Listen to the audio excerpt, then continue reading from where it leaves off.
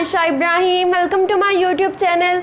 Today we are going to discuss agents of socialization. So let's start.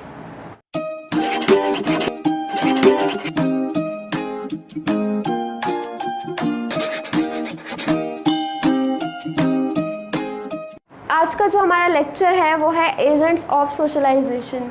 इस topic के नाम पे गौर करें तो यहाँ दो इम्पोर्टेंट चीज़ें हैं, एक एजेंट और एक सोशलाइजेशन। पहले हम डिस्कस करते हैं कि एजेंट बेसिकली क्या होता है। एजेंट जो है ये वो तमाम सोर्सेज होते हैं, वो तमाम ज़राए होते हैं जिनके ज़रिए से आपकी सोशलाइजेशन हो। अब इनमें ग्रुप भी आ सकते हैं पीपल के, इसमें इंडिविजुअल भी आ सकता है, इसमें इंस्टीट्यूट भी आ सकते हैं। इसके अलावा हम ये भी कह सकते हैं कि कोई इंडिविजुअल, ग्रुप ऑफ पीपल या कोई इंस्टीट्यूशन जो आपके बिहेवियर को, आपके इमोशंस को, आपके एटीट्यूड को इन्फ्लुएंस करे, वो एजेंट्स ऑफ सोशलाइजेशन कहलाता है। देन सेकंड है सोशलाइजेशन। कि सोशलाइजेशन क्या होते हैं, पहले भी हम एक लेक्चर में डिस्कस कर चुके हैं सोशलाइजेशन और इसके टाइप्स को। सोशलाइजेशन जो है ये बेसिकली एक लर्निंग प्रोसेस है। इस लर्निंग प्रोसेस के थ्रू आप अपने कल्चर के बारे में जानते हो, अपनी सोसाइटी के बारे में, दुनिया के बारे में, और यहाँ रहना किस तरह है, वैल्यूज़, नॉर्म्स के बारे में, हर चीज़ के बारे में लर्न करके आप एक सोशल बीइंग बनते हो, आप एक सोसाइटी में एडजस्ट होते हो। तो ये जो है ये सोशलाइजेशन है। ये एक लर्निंग प्रोसेस है जो आपकी बर्थ से स्टार्ट होता है और आपकी डेथ तक चलता है। अब वो तमाम एजेंट्स जो आपकी सोशलाइजेशन में हेल्प करते हैं, हम आज उनको डिस्कस करेंगे। यहाँ पे 5 मेजर हमने एजेंट्स लिए हैं जो इंसान की सोशलाइजेशन करते हैं। बेसिकली हर इंसान जो है वो एक एजेंट है सोशलाइजेशन का। कोई कहीं किसी को सोशलाइज कर रहा है तो किसी से उसकी अपनी सोशलाइजेशन हो रही है। ये जो सोशलाइजेशन का प्रोसेस है, हर बंदा इस प्रोसेस से गुजर कर अपनी सोसाइटी के बारे में लर्न करके वहाँ रहना सीखता है। तो फर्स्ट एजेंट है family, the most important agent of socialization. आपकी सोशलाइजेशन की शुरुआत ही आपकी फैमिली से होती है। जब एक बच्चा पैदा होता है तो वो बिल्कुल डिपेंड कर रहा होता है अपनी फैमिली पे, अपने सर्वाइवल के लिए। अब फैमिली से आपको कुछ चीज़ें एस्क्राइब होती हैं, जैसे रिलीजन हो गया, कास्ट हो गई, लैंग्वेज हो गई। ये चीज़ें जो है वो आपको बाय बर्थ आपकी फैमिली दे देती है और आप तकरीबन जो है 70 से 80% लोग उसी पे अपनी ज़िंदगी गुजार देते हैं। इसके अलावा फैमिली आपकी सोशलाइजेशन जो है वो 2 फैक्टर्स के बुनियाद पे करती है। एक जो है वो आपकी बायोलॉजिकल सेक्स और second social class of parents, यानी पेरेंट्स का जो सोशल क्लास होगा उसकी बेस पे आपकी सोशलाइजेशन की जाएगी। और नंबर 2 जो है आपका बायोलॉजिकल सेक्स। अब फैमिली जो है इसमें मदर का बहुत इंपॉर्टेंट रोल होता है। हम कहते भी हैं कि बच्चा जो है उसकी पहली दर्स का उसकी माँ की गोद होती है, तो बच्चा सीखना शुरू ही अपनी माँ की गोद से करता है। तो उसकी जो मदर है वो बहुत इंपॉर्टेंट रोल प्ले कर रही होती है उसकी सोशलाइजेशन में। उसके अलावा फादर, सिबलिंग्स वगैरह, ग्रैंड पेरेंट्स वगैरह का भी बहुत इंपॉर्टेंट रोल होता है, लेकिन मदर जो है वो ज़्यादा इंपॉर्टेंट रोल प्ले कर रही होती है क्योंकि बेसिक तरबियत जो है बच्चे की वो माँ ही करती है। अब इसमें हम बात करें कि 2 फैक्टर्स की, एक हमने कहा सोशल क्लास और एक कहा बायोलॉजिकल सेक्स। आपके बायोलॉजिकल सेक्स की बुनियाद पर ही आपके पेरेंट्स आपकी सोशलाइजेशन करते हैं। अगर आप मेल पैदा हुए हो तो आपको बिल्कुल उसी तरीके से सोशलाइज किया जाएगा जिस तरह से सोसाइटी में मेल के रोल होते हैं और उनको सोसाइटी एक्सेप्ट करती है, बिल्कुल उसी तरह से आपको ट्रेनिंग दी जाएगी। फीमेल को भी वो उसी तरीके से सोशलाइज करेंगे जिस तरह से सोसाइटी डिमांड करती है। पेरेंट्स जो है वो आपके बायोलॉजिकल सेक्स के अकॉर्डिंग इस तरह से आपकी सोशलाइजेशन करते हैं कि जो मेल है उसको शुरू से ही बाहर के काम असाइन करेंगे और फीमेल को घर के काम असाइन करेंगे। अब उनके ड्रेसिंग पैटर्न्स डिफरेंट होंगे, लड़की को और तरह के कपड़े पहनाए जाएंगे, लड़के को और तरह के कपड़े पहनाए जाएंगे, टॉयज़ उनके डिफरेंट होंगे। इसके अलावा बच्चा जो है अगर वो रोएगा उसे कहा जाएगा कि नहीं तुम लड़के हो, तुमने रोना नहीं है, लड़के को सख्त जान बनाया जाएगा। तो इस तरीके से आपको सोशलाइजेशन दी जाती है जो सोसाइटी जो है वो एक्सेप्ट करती है। सेकंड फैक्टर था इसमें सोशल क्लास। सोशल क्लास बहुत इंपॉर्टेंट रोल प्ले करती है। अगर एक बच्चा हाई क्लास से बिलोंग कर रहा है तो उसकी सोशलाइजेशन और तरीके से होगी। अगर एक बच्चा मिडिल क्लास से बिलोंग कर रहा है तो उसके पेरेंट्स उसकी तरबियत और अंदाज में करेंगे, और अगर एक बच्चा लोअर क्लास से बिलोंग कर रहा है तो वहाँ बिल्कुल डिफरेंट सोशलाइजेशन होगी। तो सोशलाइजेशन का जो प्रोसेस है वो फैमिली के सोशल स्टेटस पे भी डिपेंड कर रहा होता है। जो चीज़ में भी हाई क्लास में सही समझी जाती हो, मे बी वो जो मिडिल क्लास फैमिली है वहाँ उसको गलत कह के उस बच्चे को उस काम से रोका जाए। तो पनिशमेंट और रिवॉर्ड की बेसिस पे जो है पेरेंट्स सोशलाइजेशन करे होते हैं। अगर एक बच्चा कोई काम परफॉर्म करता है और उसके पेरेंट्स उसको अप्रिसिएशन देते हैं तो यानी वो एक्सेप्टेड है, बच्चा वो काम बार बार करेगा। लेकिन अगर कोई और बच्चा वही काम किसी और क्लास में कर रहा है और उसके पेरेंट्स उसको पनिश करते हैं, डांटते हैं, तो उस बच्चे को पता होगा कि ये काम नहीं करना या ये काम गलत है, तो वो काम वो दोबारा रिपीट नहीं करेगा। तो इस तरीके से पनिशमेंट और रिवॉर्ड की बेसिस पे बच्चों की सोशलाइजेशन की जाती है। इसके अलावा अगर आप देखें कि एक बच्चा जो है वो पाकिस्तान में पैदा हुआ है, उसकी सोशलाइजेशन एक यूके में पैदा होने वाले बच्चे से बहुत डिफरेंट होगी। अगर हम इसकी एग्जांपल लें तो हमारे यहाँ जो है बच्चों को शुरू से ही जानवरों वगैरह से डरा दिया जाता है, पेट्स वगैरह से। जैसे एक डॉग हो गया, बच्चे को कहा जाता है तुमने इसके पास नहीं जाना, ये तुम्हें काट लेगा, यानी बच्चों के अंदर एक डर पैदा कर दिया जाता है कि इनके पास नहीं जाना। जबकि अगर आप यूके में जाएंगे या किसी और फॉरेन कंट्री में तो वहाँ उन्होंने पेट्स रखे हुए हैं, बच्चे डॉग्स के साथ खेल रहे हैं। उनकी सोशलाइजेशन इस तरीके से हुई है कि वो अपने पेट्स के साथ खेल रहे हैं और उन्हें बिल्कुल डराया नहीं गया, जबकि उसी चीज़ से पाकिस्तान में उसी तरह के बच्चे को डराया गया है।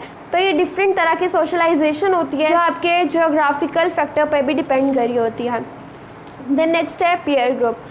पीयर ग्रुप जो है ये बेसिकली आपके एजमेट्स, आपके फेलोज़, आपके फ्रेंड्स, आपके कोवर्कर्स जो हैं वो इसमें आ जाते हैं, और वो या फिर वो लोग जिनके दरमियान जो है वो कॉमन गोल्स हो, कॉमन इंटरेस्ट हो, तो वो आपका पीयर ग्रुप कहलाता है। पीयर ग्रुप जो है ये भी आपकी बहुत इम्पॉर्टेंट एजेंट होता है सोशलाइजेशन करने में, स्पेशली जब बच्चा छोटा हो यानी चाइल्डहुड में और टीन एजर्स में या 21-22 की एज तक जो है पीयर ग्रुप बहुत ज़्यादा आपके इमोशंस को, आपके एटीट्यूड को, आपके बिहेवियर को इन्फ्लुएंस कर रहा होता है। हम अक्सर देखें भी तो हम कहते हैं कि मेरे फ़लाने दोस्त ने ऐसे कपड़े लिए हैं तो मुझे भी वही चाहिए, वो इस तरह का उसका लाइफस्टाइल है तो मुझे भी वही लाइफस्टाइल चाहिए। आप कंपैरिजन कर रहे होते हो, आप उस जैसा बनने की कोशिश कर रहे होते हो, आप इंस्पायर हो रहे होते हो। तो ये जो है पीयर ग्रुप जो है आपको बहुत ज़्यादा इन्फ्लुएंस करता है। यह आपकी पॉजिटिव सोशलाइजेशन करने में भी बहुत हेल्प करता है और कहीं ना कहीं इसके नेगेटिव कंसिक्वेंसेस भी होते हैं। अगर हम पॉजिटिव वे में बात करें जो सोशलाइजेशन आपकी पीयर ग्रुप से होती है, तो फॉर एग्जांपल एक बहुत नील बच्चा है और उसका स्टडीज़ में कोई इंटरेस्ट नहीं है, लेकिन उसका पीयर ग्रुप ऐसा है जहाँ सारे पढ़ने वाले बच्चे हों, टॉपर्स हों, तो उसका भी कुछ ही अरसे में इंटरेस्ट डेवलप हो जाएगा, एक कंपटीशन की सेंस डेवलप होगी। तो इस तरह से वो भी जो है वो एजुकेशन में इंटरेस्ट लेना शुरू हो जाएगा, उसकी स्टडीज़ में इंटरेस्ट होगा, तो वो भी इनके साथ कम्पीट करेगा और वो भी एक अच्छे स्टूडेंट्स की तरह परफॉर्म करना शुरू कर देगा। तो ये इसका पॉजिटिव इफ़ेक्ट हुआ कि, और वैसे भी हज़रत अली रज़ियल्लाहु अन्हु का कौल है कि इंसान जो अपनी सोबत से पहचाना जाता है। लोग जो हैं वो आपको आपके पीयर ग्रुप से जज कर रहे होते हैं। अब अगर आपने एक गलत सोबत इख्तियार की हुई, या आपका पीयर ग्रुप ऐसा है जहाँ लोग ड्रिंक कर रहे हैं, स्मोकिंग कर रहे हैं वो, और आप बेशक शरीफ हो, लेकिन बहुत 80 to 90% चांसेस हैं कि कुछ ही अरसे में आप भी स्मोकिंग शुरू कर दो या फिर आप भी जो है ड्रिंक करना शुरू कर दो। तो पीयर ग्रुप का बहुत ज़्यादा असर होता है, और इसीलिए पेरेंट्स कहते हैं कि दोस्त जो है वो सोच समझ कर बनाओ। पीयर ग्रुप जो है वो भी आपको बहुत ज़्यादा इन्फ्लुएंस कर रहा होता है और ये भी एक इम्पोर्टेंट एजेंट है सोशलाइजेशन। थर्ड है स्कूल। जब एक बच्चा अपनी फैमिली से निकलता है तो उसकी मतलब फैमिली जो है वो पहली दर्स का होती है, यहाँ पे मदर का बहुत इंपॉर्टेंट रोल होता है।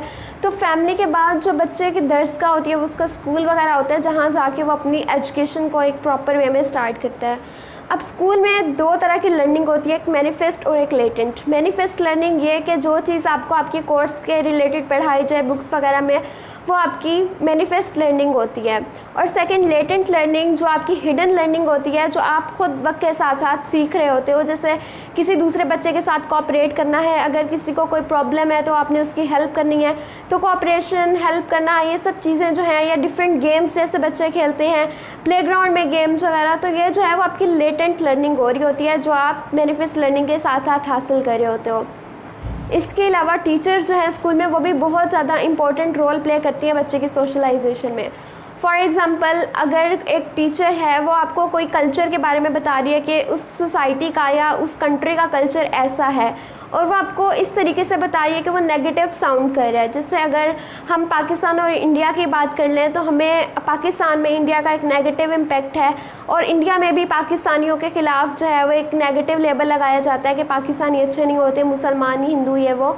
तो अब अगर हमारी कोई मैम हमें पढ़ा रही हैं और वो इस तरह से साउंड कर रही है कि इंडिया जो है वो अच्छा नहीं है, हिंदू जो है वो अच्छे नहीं है, तो हमारे माइंड में भी वही इमेज बन जाएगा, हम भी वैसे ही सोचेंगे। यानी हम अपने टीचर्स की आंख से दुनिया को देखने की कोशिश करते हैं।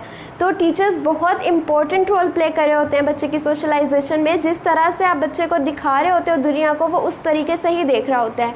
तो बहुत ज़रूरी है कि उसकी सोशलाइजेशन इस तरीके से की जाए कि वो चीज़ों को पॉजिटिवली देखे, वो खुद सोचे कि ये चीज़ ऐसे है या ऐसे है, बजाय कि वो टीचर की नज़र से देखे। तो स्कूल में जो है वो भी आपकी सोशलाइजेशन की जाती है। आपको डिफरेंट कोर्सेज़ के थ्रू पढ़ाया जाता है, डिफरेंट सब्जेक्ट्स के बारे में, डिफरेंट कल्चर्स के बारे में आप स्टडी करते हो। और इसके अलावा जब बहुत सारे बच्चे क्लास में होते हैं तो वो डिफरेंट कास्ट के होते हैं, डिफरेंट लैंग्वेज के होते हैं, रिलीजन भी उनका डिफरेंट हो सकता है। तो इस तरह से आपको दूसरों के बारे में पता चलता है, उनके बारे में जानते हो आप, तो यहाँ आपकी सोशलाइजेशन हो रही होती है। देन फोर्थ है मैस मीडिया। मैस मीडिया में प्रिंट मीडिया और इलेक्ट्रॉनिक मीडिया आ जाता है, जिसमें हम न्यूज़पेपर, मैगज़ीन, ये जो हमारे पास जितने भी प्रिंटेड फॉर्म है उन्हें हम प्रिंट मीडिया कहते हैं, बुक्स वगैरह। जबकि जो ये टीवी, रेडियो, इस टाइप की जितनी भी चीज़ें हैं उनको हम इलेक्ट्रॉनिक मीडिया में कहते हैं। मीडिया आजकल बहुत ज़्यादा इन्फ्लुएंस करता है हमारे सोशलाइजेशन के प्रोसेस को। अब हमें डिफरेंट सोसाइटीज़ के कल्चर के बारे में, हमें डिफरेंट कम्युनिटीज़ के बारे में, डिफरेंट रिलीजन के बारे में, हम वहाँ जाके रहते तो नहीं है कि हमें पता चले कि यहाँ का कल्चर ऐसा है, यहाँ इस तरह के लोग रहते हैं, यहाँ ये लैंग्वेज बोली जाती है। बेसिकली वो सारी सोशलाइजेशन हमारी मैस मीडिया के थ्रू हो रही होती है, बुक्स के थ्रू हो रही हो या इंटरनेट के थ्रू हो रही हो या हम रेडियो पे सुन रहे हो, तो उसके थ्रू जो हमारी सोशलाइजेशन होगी वो इस एजेंट में आ जाती है। मैस मीडिया आजकल इसके भी बहुत पॉजिटिव इफ़ेक्ट्स भी हैं और नेगेटिव इम्पैक्ट्स भी हैं। पॉजिटिव देखें तो हमें पता चलता है डिफरेंट सिविलाइजेशंस के बारे में, लिटरेचर को पढ़ें तो हमें पता चलता है कि कई साल पहले कैसी दुनिया थी, कैसे लोग थे और उनका इंटरेक्शन किस तरह से होता था। जब जो है मीडिया नहीं होता था या इंटरनेट वगैरह नहीं होता था तो लोग किस तरह से कम्युनिकेट करते थे। तो ये सब चीज़ें जो है हमें वो मैस मीडिया के थ्रू पता चलती हैं। जैसे अब हम पाकिस्तान में बैठे हैं तो अब हमें जो है वो मैस मीडिया के थ्रू ही पता चल रहा है कि इंडिया में कोविड किस हद तक सीरियस हो चुका है। तो ये सारी जो न्यूज़ होती हैं डिफरेंट कंट्रीज़ की, डिफरेंट सोसाइटीज़ की, वो हम तक मैस मीडिया के थ्रू पहुंचती हैं। अब अगर हम इसके नेगेटिव इम्पैक्ट्स की बात करें तो नेगेटिव में जैसे वीडियो गेम्स आ गई हैं, बहुत ज़्यादा वायलेंस को प्रमोट कर रही हैं कुछ वीडियो गेम्स। जैसे पबजी का कराची में कुछ टाइम पहले बहुत ज़्यादा जो है दहशतगर्दी होने लग गई थी, तो उसको रिलेट किया था पबजी के साथ कि बच्चों के जो है वो माइंड पे बहुत ज़्यादा असर होता है गेम्स का। बच्चे जो है उस चीज़ को फॉलो करे होते हैं, जिस चीज़ को वो देखते हैं, जो चीज़ वो परफॉर्म करे होते हैं। जब वो मोबाइल पे बंदे मार रहे हैं, उनका ब्रेन वॉश हो रहा है, तो इस तरह से जो है वो सोसाइटी में वायलेंस क्रिएट होता है। तो मैस मीडिया जो है इसमें ये भी कहा जाता है कि इसके नेगेटिव इम्पैक्ट्स में एक वायलेंस और दूसरा ये कि बच्चे जो है अपना बहुत ज़्यादा टाइम, जो उनका बहुत इंपॉर्टेंट टाइम होता है, जो उन्हें स्टडीज़ को देना चाहिए, आउटडोर गेम्स को देना चाहिए, वो इंटरनेट पे बैठ के गेम्स खेल रहे हैं या नेट यूज़ कर रहे हैं या कुछ भी कर रहे हैं। तो एक इसका ये भी नेगेटिव इफेक्ट है। फिफ्थ है रिलीजन। रिलीजन, अगर आप अपने आप को देखें तो आप बिल्कुल अपने एक रिलीजन का प्रोडक्ट हैं। रिलीजन जो है वो भी एक एजेंट है, ये भी एक पावरफुल एजेंट ऑफ सोशलाइजेशन है। ये भी इंसान की सोशलाइजेशन में बहुत अहम किरदार अदा करता है। आप बिल्कुल उस तरह के होते हैं जैसा आपका रिलीजन होता है। आपकी ड्रेसिंग, आपके बिलीव्स, आपके अकायद, आपके रसूमात, आपके इवेंट्स, हर चीज़ जो है आप अपने रिलीजन के अकॉर्डिंग परफॉर्म कर रहे होते हो। अब अगर आप एक पाकिस्तानी बच्चे को लें और एक हिंदू बच्चे को लें, उसमें ज़मीन आसमान का फ़र्क होगा। पाकिस्तानी बच्चे ने शलवार कमीज़ के साथ कैप पहनी होगी, जबकि इंडिया में कोई और ड्रेस होगा उसका, वो अपने मंदिर में जाके अपनी रस्मात को परफॉर्म करेगा। और मुसलमान जो है वो मस्जिद जाएगा। हिंदू बच्चे के अकायद मुख्तलिफ होंगे, मुसलमान बच्चे के अकायद मुख्तलिफ होंगे। तो रिलीजन आपको बेसिकली शेप कर रहा होता है। आपका कल्चर जो है वो भी आपके रिलीजन की बुनियाद पे बनता है। रिलीजन आपको हर एस्पेक्ट से गाइडलाइन दे रहा होता है कि आपने ऐसे ड्रेसिंग करनी है, ऐसी फूड लेनी है। इस तरह से रिलीजन जो है वो आपकी पर्सनालिटी को शेप करता है। जब एक बच्चा पैदा होता है तो उसकी पर्सनालिटी बाय बर्थ शेप नहीं होती, वो इस सोसाइटी में आने के बाद कुछ फैक्टर्स होते हैं, कल्चर के अकॉर्डिंग उसको जो है सोशलाइजेशन के प्रोसेस के थ्रू उसकी पर्सनालिटी को शेप किया जाता है। तो ये जो है ये कुछ एजेंट्स हैं जो उसकी पर्सनालिटी को शेप करने में हेल्प करते हैं। ये 5 एजेंट्स थे जिनको आज हमने डिस्कस किया। तो ये था आज का लेक्चर। आई होप आज का ये लेक्चर आप लोगों के लिए लिए हेल्पफुल रहा होगा। इंस्टाग्राम और फेसबुक पे आप लोगों को इसके नोट्स पे मिल जाएंगे। So don't forget to subscribe my channel, do like, comment and share this video. Thank you so much.